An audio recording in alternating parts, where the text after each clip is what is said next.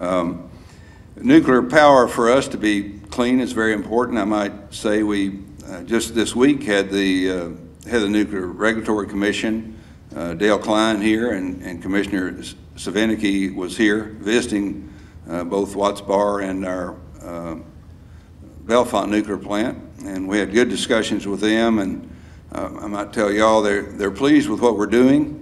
They like the idea that we're trying to do one at a time and then move to the next one. So our nuclear program continues, and it's important to us for clean energy.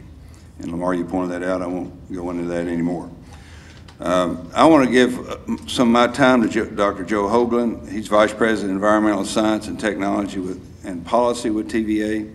Joe, as I said a while ago, was the first guy that headed our comprehensive energy efficiency programs and demand response programs, which are important and part of what we're really pleased y'all bring that up, because we're working hard to work on the conservation side of what we're doing. So I'm going to leave the rest of my time to Joe Hoagland. Joe. Thank you. Senator Alexander, Congressman Shuler, Congressman Davis, I appreciate the opportunity to be able to speak today a little bit about TVA's renewable program and where we're headed for the future. As Chairman Sansom pointed out, and as we have developed our environmental policy and strategy around renewables, part of that was that we would reach a goal of 50% clean and renewable energy by the year 2020. And by the definition of clean for us is all of those generation sources that either are non-carbon emitting or low carbon emitting sources. So we want to look at it in a much broader perspective than just simply traditional renewable resources. And we feel like that's very important moving forward because we need technologies for generation that will provide high reliability, provide high capacity factors, and allow us to keep the prices of our electricity to our consumers competitive. If we look at the Valley at the moment and look at the sources that we do have, currently 25% of our generation comes from nuclear, and in 2008 that resulted in about 51,000 gigawatt hours of energy. Approximately 10% of our energy comes from hydro, which is generated about 14,000 gigawatt hours of energy. And both of these technologies are very low carbon emitting technologies and something that we really need to rely upon going into the future. Currently, we are upgrading our hydros and expect to add another 350 gigawatt hours of hydro generation to our system. And as you are aware, our nuclear program is continuing to grow, and we expect that to grow to about 85,000 gigawatt hours by the year 2020. In addition to those technologies, we also have some traditional renewable resources in the Valley. We have 15 solar sites that are either TVA owned or owned through our Generation Partners program, which is a program designed for our customers to own generation and for us to be able to buy back that generation. We have our wind farm in Buffalo Mountain where there are 18 wind turbines. That wind farm was started on Earth Day, in fact, in the year 2000 with 3 turbines to just test the ability of wind to be able to work down in the southeast, and today that has grown to 30 megawatts. However, the reliability and capacity factor associated with that is much lower than what you would expect and what you see in other parts of the country. As the chairman mentioned, we have initiated a new energy efficiency program. We have a goal right now of 1,400 megawatts reduction by 2020 off of our, 2012 off of our peak. And we expect that that will grow to a reduction of about 6,000 gigawatt hours by the year 2020. Currently, there are a number of pilot programs that are in process and that will, working through our distributors to get technologies and to get programs available for consumers to reduce their energy consumption. As we move forward, though, and we begin to look at an RPS standard and think about the need to reduce our overall carbon and environmental footprint, We feel that there will need to be a multi-pronged approach in order to be able to meet that need. That approach will be to look at developing additional resources for TVA, and probably even more importantly, we'll be looking at purchase power from developers that may be inside the valley or outside the valley. As has been mentioned, TVA put out an RFP earlier this last fall for up to 2,000 megawatts of renewable power. We did have 60 responders that turned in proposals in the areas of wind, solar, and biomass. In the area of wind, there were a number of very good competitive proposals. However, most of those proposals were not within the valley. They were in parts of the Midwest and the Dakotas. We did have biomass proposals that were presented from inside the valley, most of which still need to be developed. However, they did have some cost-effective prices. The solar was, at this point, not cost-effective relative to the other technologies, but we will continue to look at that. Currently, with the RFP, we are in the process of looking at those proposals that were the most cost-effective, negotiating final prices with the providers, looking at the issues around transmission and being able to get the power transmitted into the valley, and we'll continue to work that. In addition, we have our Generation Partners program, which we are expanding, where we are working with consumers and industries in the valley for them to be able to provide generation either in the form of biomass or solar that could TVA could purchase the power. We will continue our energy efficiency programs as part of a way to meet the standard, and we are also beginning to look at and try to understand how the market for credits will work, and trying to see how that would fit into our portfolio going forward. But due to the limited resources of what I term as traditional renewables in the valley, I think that it's very important that we use all of the sources that we have available. We need to include wind, we need to include solar and biomass, but we also need to take credit for the value that we get out of all of the hydro that has been so valuable to the valley over the years. We need to look at new things such as waste heat recovery. We have a number of large industries that use themselves a lot of energy, but also generate a lot of waste heat. By recapturing that heat and using it as electricity, you're effectively getting a free carbon resource. We need to also take advantage of nuclear and use that as a way to reduce our carbon footprint. In summary, TVA is committed to meeting whatever renewable requirements come along, and we are committed to reducing our carbon footprint and making the valley, and to our mission, keeping us the reliable, affordable rates, our environmental stewardship, and of course, economic development. By reducing our footprint, by making our valley greener, we make this a place that people want to come and live and work. I appreciate this opportunity to talk with you today. Thank you very much. Tom Mason, Director of the Oak Ridge National Laboratory.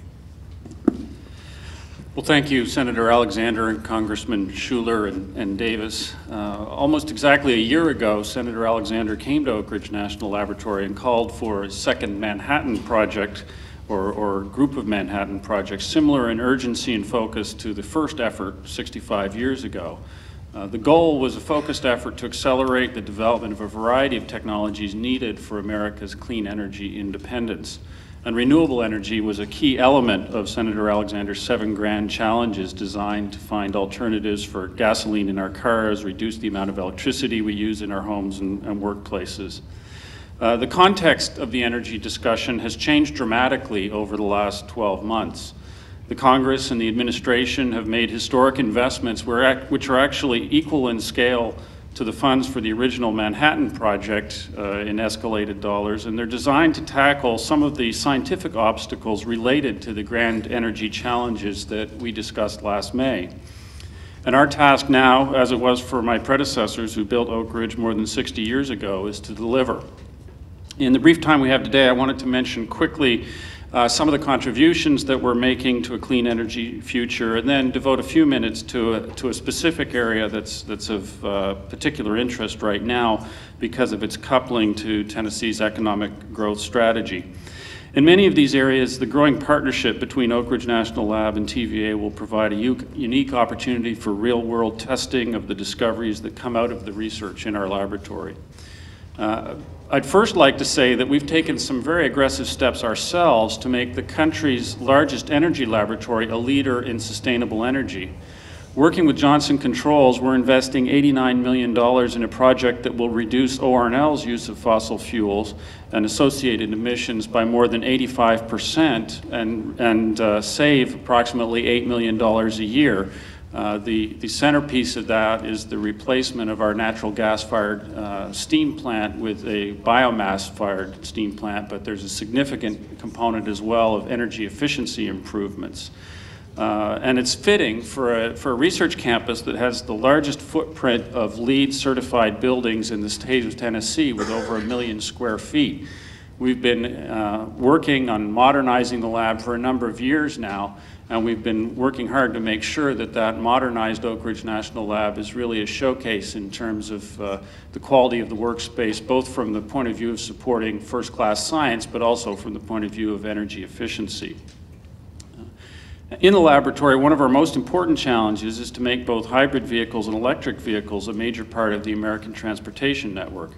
And at Oak Ridge, we're working with automotive partners to develop new materials that increase battery storage as well as new ways of charging batteries so that future use of electric cars will not require TVA and other utilities to build additional power plants. Many of you are probably familiar with ethanol, but at Oak Ridge's Bioenergy Science Center, researchers are working to improve the efficiency of producing ethanol from cellulosic sources such as switchgrass and poplar trees. These are plants that can grow on lands that would be marginal for food production, and in much of the Tennessee Valley, we have available land where these crops can grow with reduced requirements for water and fertilizer compared to food crops. Research includes a partnership with the University of Tennessee to commercialize a clean fuel that's cheaper than gasoline, but does not require us to make a choice between food and fuel.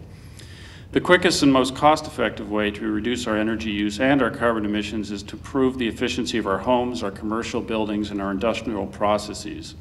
Working with TVA, we've built 4 super energy efficient Habitat for Humanity homes in Lenore City, and families in these homes have an average electric bill of only 40 cents a day.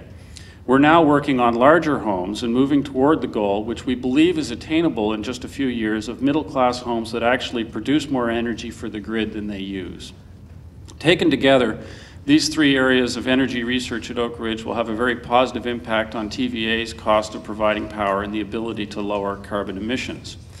Let me close with some comments about the policy issue that we're discussing today and a related area of research that could have a lasting impact on Tennessee's economy. In an effort to address the concerns about climate change and energy independence, the administration and the Congress are contemplating requirements that utilities such as TVA meet a 20% renewable portfolio standard by 2020. If a proposal such as this is enacted, the resources and options needed to meet that goal will differ throughout the country, and that will depend on geography and climate.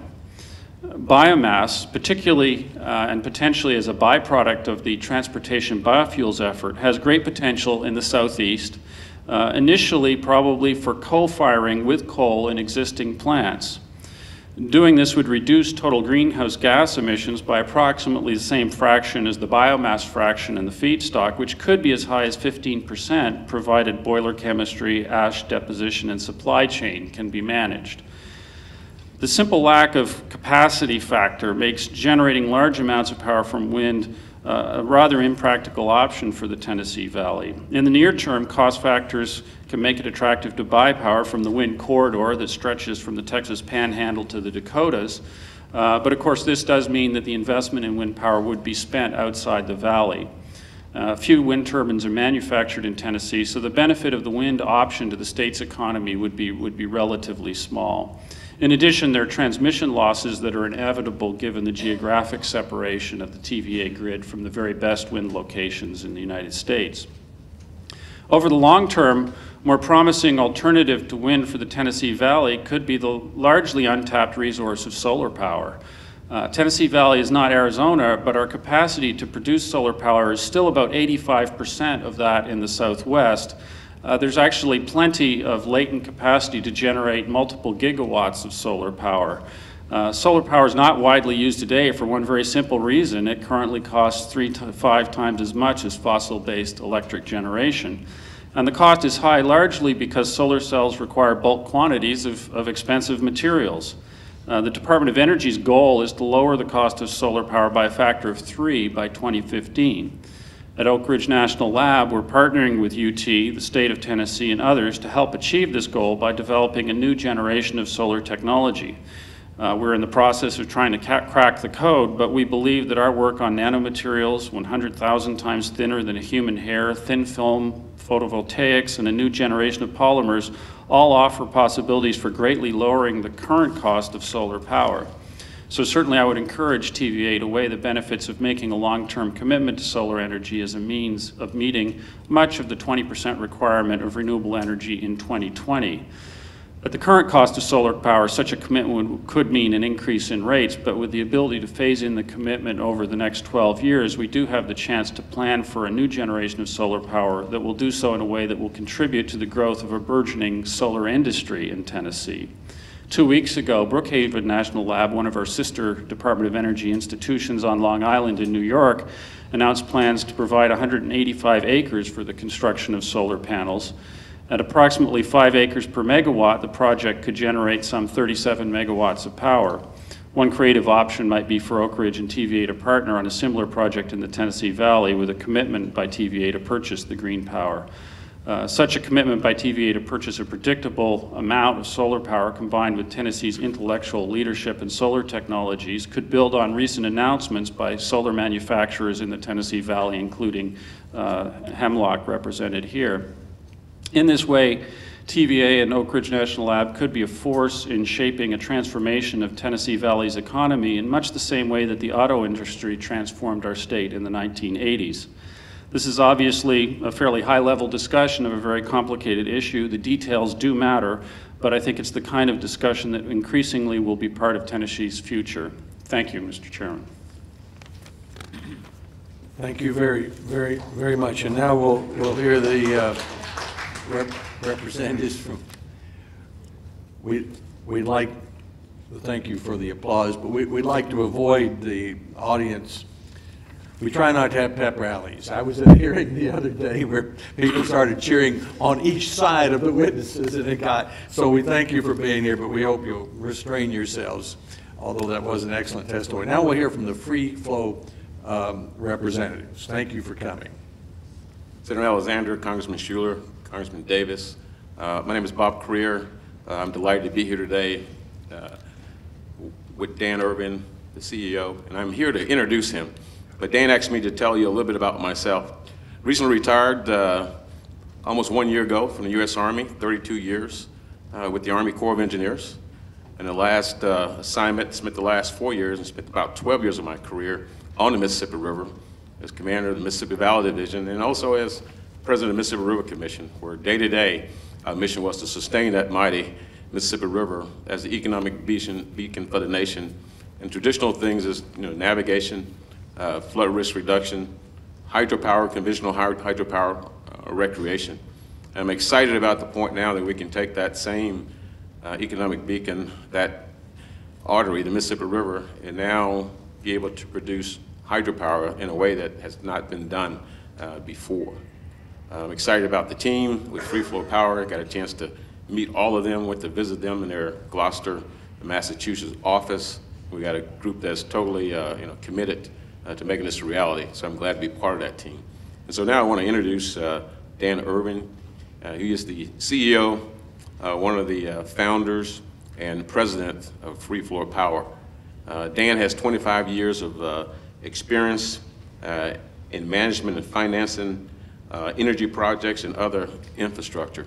He also holds a BS from Princeton University. So it's a great pleasure to introduce my colleague, Dan Urban.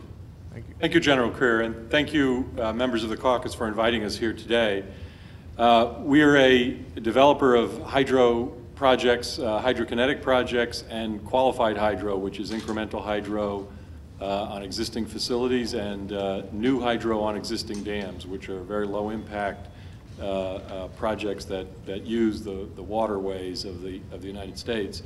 We're mostly in the United States. We also have hydropower technologies that we're developing.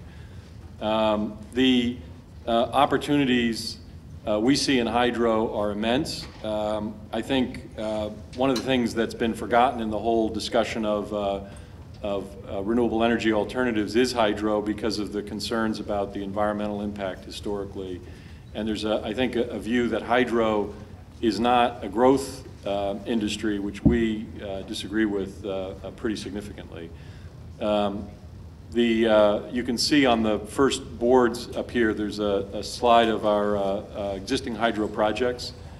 These boards will be up here, I think, I'm told, after the hearing, so people can come and see them. They're a little hard to see, probably, from the audience.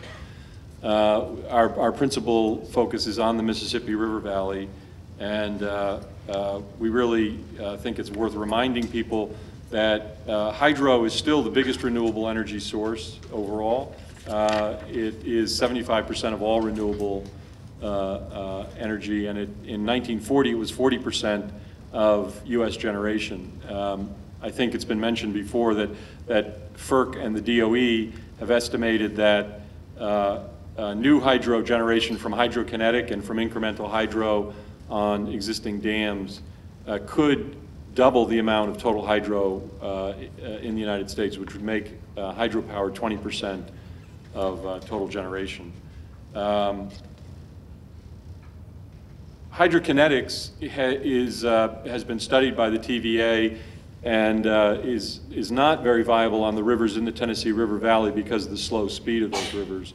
However, it is a very viable alternative on the Mississippi River, and we are investigating a large number of sites on the Mississippi that total about 60 sites right now. About a dozen of those are in or along the TVA service territory. We estimate there's the potential to generate as much as 600 megawatts of power from those sites. We're looking forward to working with the Federal Energy Regulatory Commission and the other resource agencies to get through the regulatory process on those. You can see on the boards there are various configurations for putting hydro underneath the river, so it's not really visible. There's a small footprint as you come up on shore to get to the grid or to an existing user of power. We're also involved in qualified hydro, which is incremental hydro on existing dams and new hydro. There's 75,000 dams in the United States. Only about 2,000 generate electricity, and there's a huge opportunity. One of the most important things to keep in mind as people ask, well, why isn't hydro growing compared to wind or solar, is that hydro has not had any incentives that solar or wind or geothermal have had, not anything like it, until about 2 months ago. So Congress did recognize hydrokinetics, and for the first time, hydrokinetics and qualified hydro have a 30% tax credit, which is a level playing field with wind and solar. We think this is going to result in an explosive growth opportunity in these areas. And we think it's going to be good for the consumer because it's going to make hydro back in the mix, and it's a cheaper alternative in many cases. We're excited about the growth opportunity. We think it's particularly important for the Tennessee Valley. If you look at the wind potential, this area does not have a huge potential for wind, but it does have a huge potential for hydrokinetic and qualified hydropower. We've been working on ways to use the 30% tax credit to develop hydropower with governmental entities. We've got projects we're working on with Army Corps of Engineer dams, and we're anxious to share those approaches with the TVA because we think some of them apply to the TVA facilities. And it's an exciting opportunity a time in hydropower, and I think it's time to relook at it as a source of renewable energy. Thank you. Thank you very much. Very interesting. Mr. Jason Ramsey, or would you like to introduce Jason? Jason Ramsey from the Enalt company. Hello, I'm Jason Ramsey with Enalt. I'm the CEO. I'd like to thank all of the members participating, and especially you, Senator Alexander, and Congressman Shuler and Davis. We are pleased to have an opportunity to participate in a forum such as this that sort of brings all of the critical steps and the logical steps together into one place. Our group has spent, I guess, going on the last 6 or 7 years now, primarily focusing on the study of various renewable energies, particularly in the photovoltaic field of solar within Europe. So we began there many years back to determine which technologies seemed the most promising, which technologies might allow a more favorable cost condition in the future, and we are now bringing the models and some of the lessons that we learned in Europe here to the U.S. There are policy issues that we helped create over there, and we saw the impact of some good and bad policy, and there are a lot of lessons learned through that experience, and we've really worked on a model that alleviates many of those factors. The first thing I want to address is just renewable portfolio standards in general.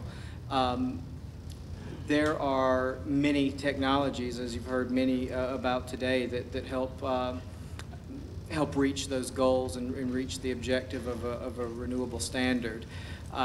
We believe in all of them. We think it's going to be, everything is going to be necessary to be brought to the table in order to make the impact that we need. We certainly are fans and believe that it's a necessity to include some of the things that TVA and several of the other members have mentioned for hydro, nuclear, other zero emission, low and zero emission producers that are very high capacity as well, and it's all going to be critical for us to move together in the future. We are a renewable energy company, but we are an energy company first and foremost. We want to see the proper steps taken toward a point of energy independence, and some of the things that you guys mentioned in the introductions of the security that comes along with that energy independence. We talk internally because it's so easy to get to begin debates of what qualifies for a clean or renewable energy and for a renewable portfolio standard. And we use the word internally of a domestic portfolio standard first and foremost. We are interested in being sure that what we make, we can make here and sustain. So that we want to be focused on a goal that is achievable, both through the technologies that are available, the capacities that are available, and also the utilities that will be implementing these technologies. In the past, investment into many of the renewable energies has been really hindered by the lack of consistency for renewable energy production relative to many of the acceptable methods of today. One of the things that makes solar stand out from wind and from many of the others is that solar is not as consistent as you may say, but it's very predictable.